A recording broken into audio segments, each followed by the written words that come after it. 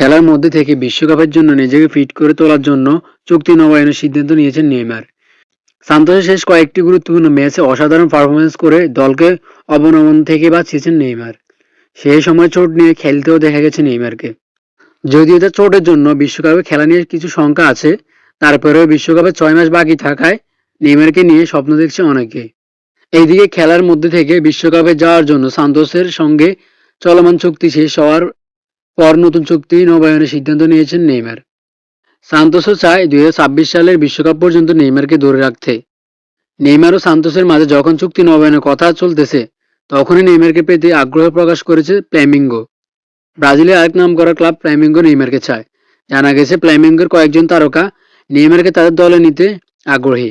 নেইমারকে বিশ্বকাপে যেতে সেরা শারীরিক অবস্থায় পৌঁছে দিতে চায় ফ্ল্যামিঙ্গো। বিশ্বকাপে ফিট নেইমারকে ব্রাজিলের জার্সিতে দেখতে চায় ভক্তরা। মূলত ক্লাবটিতে খেলার পাশাপাশি ব্রাজিলিয়ান তারকা থাকবেন ফিট, খেলতে পারবেন বিশ্বকাপে। এমন পরিকল্পনার আশা থেকে ফ্ল্যামিঙ্গো চায় নেইমারকে।